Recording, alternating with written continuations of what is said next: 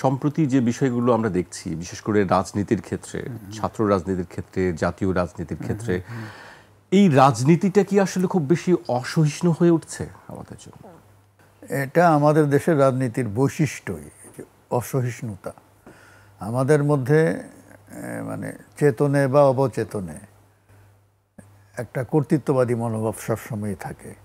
আমরা সুযোগ পেলে সবাই ফ্যাসিস্ট হয়ে যাই, অর্থাৎ আমার ইচ্ছাটা আরেকজনের উপরে চাপিয়ে দেওয়া। ওইখান থেকেই কিন্তু এই বিষয়টা আসে, অসহিষ্ণুতা, ভিন্ন মতের প্রতি শ্রদ্ধা না থাকার কারণে এটা হয়।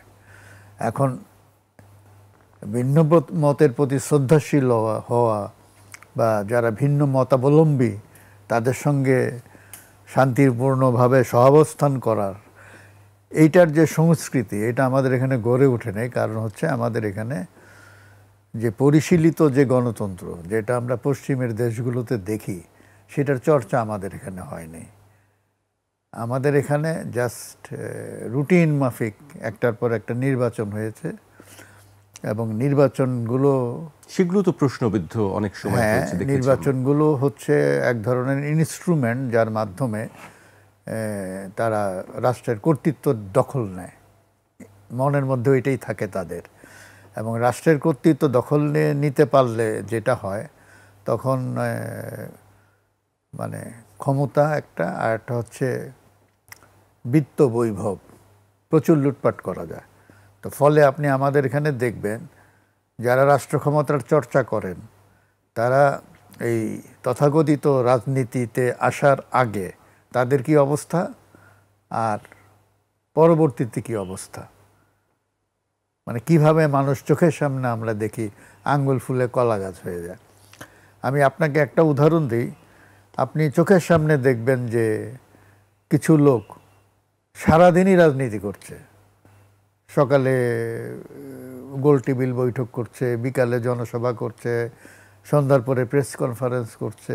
সারাদিনই যদি এটা করে তাহলে তার সংসার চলে কিভাবে? তার দৃশ্যমান আয় আছে কোনো? মানে তার পেশা কি? তাহলে বুঝতে হবে যে তার প্রচুর টাকা পয়সা আছে। এই টাকা পয়সা মানে হলো তার ব্যবসা আছে। এই প্রশ্নটা আমারও মাঝে মাঝে মনে হয়, কিন্তু কখনো করা হয়নি। আজকে আপনি মানে কি তাদের কি প্রচুর ব্যবসা আছে, নাকি তারা সারা জীবন শুধু চাঁদাবাজিই করে? মানে আয়ের উৎসটা কি?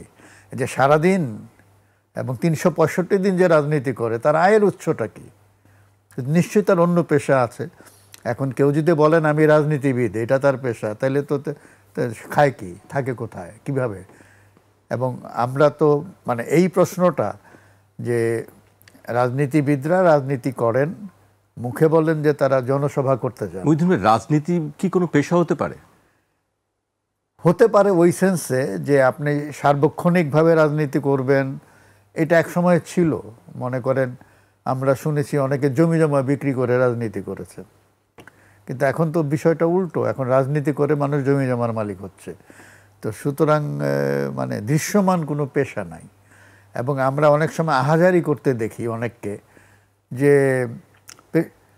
মানে সত্যিকার রাজনীতিবিদ নাকি সংসদে নাই, সংসদ সব ব্যবসায়ীদের দখলে চলে গেছে।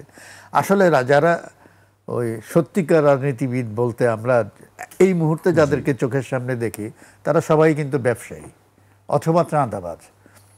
মানে ব্যবসা না করলে বা চাঁদাবাজি না করলে তো আপনি চলবেন কিভাবে?